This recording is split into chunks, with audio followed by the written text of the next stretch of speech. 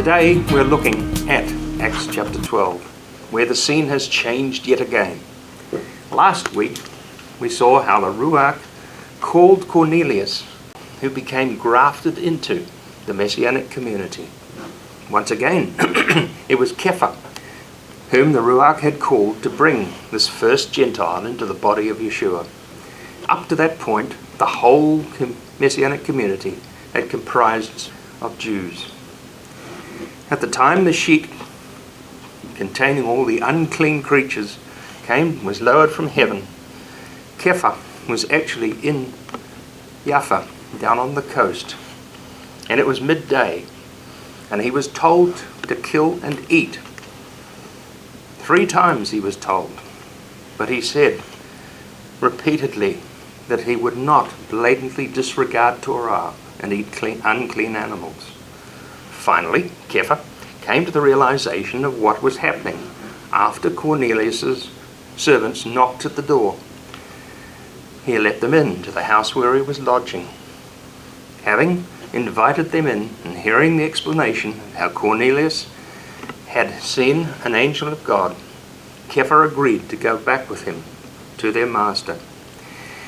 When the word reached Yerushalayim, however, about the acceptance of Cornelius, the other emissaries called Kefa back to Yerushalayim to explain all that had happened.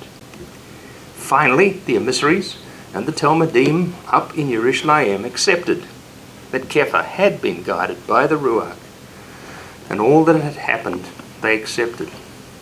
That was the end of the focus on Cornelius and the inclusion of the first Messianic Gentile into the community.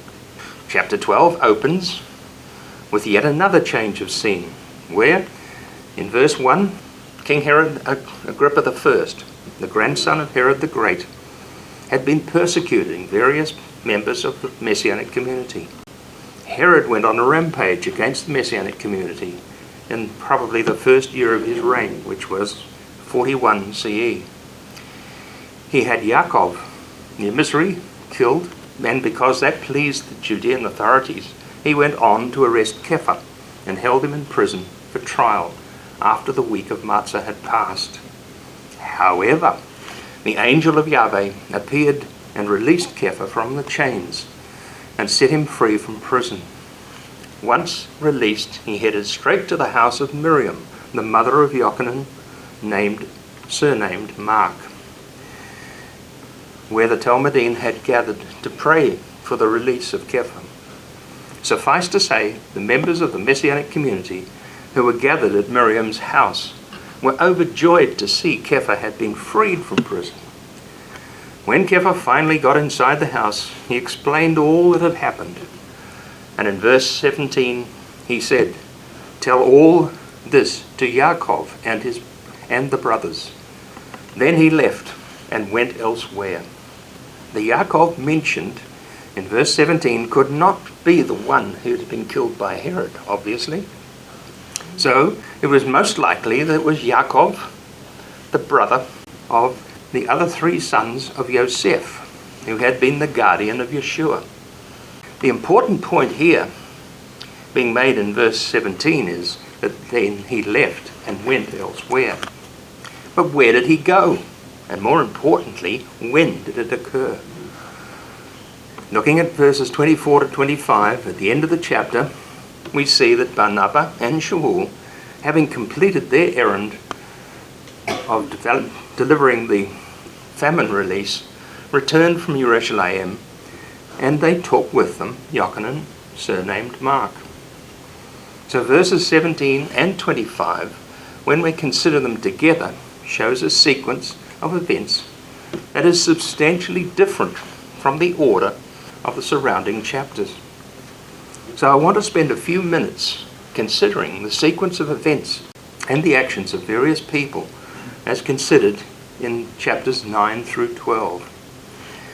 As previously discussed, at the opening of his gospel, Luke says that he wrote his accounts in the latter part of the 1st century, and he worked from eyewitness accounts of events that had occurred. Therefore, The timing of each event and the period that passed between each event does tend to become rather distorted. So by placing every event back in a more chronological order, we can get a much clearer picture of how the first century Messianic community actually developed. We have the starting point in Shavuot 30 CE, when the Ruach first appeared to the emissaries in the temple court. Then, as the community grew, from that point, where there became necessary for them to have 7 servants who could care for the needs of the semi-residents who had come in from the diaspora and were staying for a longer period in Yerushalayim. While they became relatively stable, the community was suddenly disrupted by the death of Stephen, which resulted, of course, in all the talmidim being scattered all over the surrounding regions of Yehuda and Shomron. Now, Luke provides no clue as to the timing of those events, but it's shortly after Stephen's death that Sha'ul was set out on his murderous rampage to try and destroy the Messianic community. As we established, he most likely went away after that to Arabia for 3 years before once again returning to Damascus, and then back to Yerushalayim.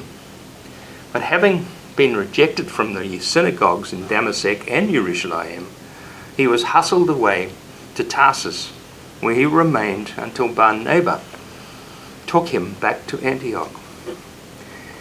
After about 12 months of teaching and encouraging the Antioch community, Bar-Nabba and Sha'ul went up to Yerushalayim together with the famine relief provided by the community of Antioch. And then finally, at the end of chapter 12, they are returning to Antioch. Now let's put all those events into some type of chronological order. Starting again at Shavuot 30 CE, it's suggested by most scholars that Stephen was murdered approximately 3 years later. On that assumption, the first dispersion and Sha'ul's encounter with Yeshua on the road to Damascus occurred in 33 CE. We know Sha'ul spent 3 years in Arabia and then returned to Yerushalayim before going on to Tarsus. Then Sha'ul says in Galatians chapter 2 verse 1 that he didn't return to Yerushalayim for another 14 years, which takes us up to 50 CE. That would have been the trip when he and Bar-Nabba went up with the famine relief at the end of chapter 12. But a lot occurred during that intervening period, which is recorded in chapters 8 through 12. The first major event in the period, of course, is the calling of Cornelius. And that occurred while Kefa was lodging in Yaffo with Shimon the tanner. Then after going to the home of Cornelius, Kefa was called back to Yerushalayim to give an account for his actions. All that brings us to chapter 12, which we are considering today, where we find that King Herod, Agrippa I, killed Yaakov, and by that stage it appears that he was the leader of the Yerushalayim community. Now King Agrippa reigned in Yehuda between 41 and 44 CE. That detail is important because we saw earlier Bar-Nabba and Sha'ul took the famine relief up to Yerushalayim in the latter years of the reign of Claudius. Now Claudius reigned between 41 and 54, and multiple historians have agreed that the famine started sometime between 45 and 48 CE, and finally peaked in Rome in 51 CE. So it matches Bar-Nabba and Sha'ul going up to Jerusalem in 50 CE. However, if all that is correct, then the death of Yaakov occurred 10 years earlier, before the famine, meaning the timing of the events in Acts chapter 9 through 12 are all out of order. Therefore, by rearranging the sequence, it appears that Kefa was released from prison and went to the house of Miryam before Cornelius was called to the Messianic community. As we saw previously, Kefa left and went to Lud, and then he went on down to Yaffo, where he had the vision of the sheet from heaven. And then he went to the house of Cornelius. Hopefully, that mind-bending exercise has helped to bring some of these details together, and we'll perhaps look at them more graphically at some other time. But returning back to the house of Miryam, now I want to look more closely at the man called Yochanan, surnamed Mark. That man is only mentioned twice in the whole of the Brit Hadashah. The first time is while they're all at Miriam's house, and then at the end of the same chapter. That's chapter 12. Bar-Nabba and Sha'ul, having completed their errand, returned from Yerushalayim, and when they went back to Antioch, they took with them Yochanan, surnamed Mark. They returned to Antioch after delivering that famine relief with Yochanan, called Mark. But it doesn't say who he was and why he went with them. So considering the name Yochanan Mark, history suggests that it was relatively common among first century Jewish people to have both a Hebrew name plus a Greek or Latin surname. However, before the Greek influence in Yehuda, the people simply were known as the son of their father. For example, Kefa's name in reality was Shimon bar Yochanan. Other words, Shimon, son of Yochanan. That was the Hebrew way. So returning to Yochanan Mark, we're not told his father's name. Instead, in Acts 12, verse 12, it speaks about his mother Miryam, but that does not identify who he was. Therefore, it is necessary to look more widely within the Messianic community, because the background circumstances often provide clues as to the identity of various people. So, when Yeshua was about to die, the Gospel of Yochanan, John 19, verses 25 to 27 says, near Yeshua's execution stake stood his mother, Miryam, his mother's sister Miryam, the wife of Kefa, and Miryam of Magdala. When Yeshua saw his mother and the talmidim whom he loved standing there, he said to his mother, "Mother, this is your son." And he said to the talmid, "This is your mother." And from that time onward, the talmid took her into his own house. Now that statement about the mother-son relationship was Yeshua's way of ensuring that his mother would be cared for in her older age. In taking care of his mother, he was calling on her to become the mother of the talmid he most loved. In return, the talmid became her son. So who was the talmid he particularly loved? During his last meal, he announced to the emissaries that one of them was going to betray him. Yochanan says in chapter 13, verses 23 and 24, one of his talmidim, the one Yeshua particularly loved, was reclining beside him. And Shimon, Kefa, motioned to him and said, "Ask him which one he's talking about." The narrative does not reveal who that particular talmid was. But later on in Yochanan chapter 21, verses 20 through 22, Kefa turned and saw the talmid Yeshua especially loved following behind, the one who had leaned against him at the Last Supper, the one he asked, "Who is going to betray you?" On seeing him, Kefa said to Yeshua, "Lord, what about him?" And Yeshua said to him, "If I want him to stay until I come, what is it to you?" Who is it, the one that Yeshua especially loved, who is being considered in both that situation of the last meal and again just before, at the last visit with Yeshua. In both situations, it was Kefa who asked the question, but the name of the talmid again was never revealed.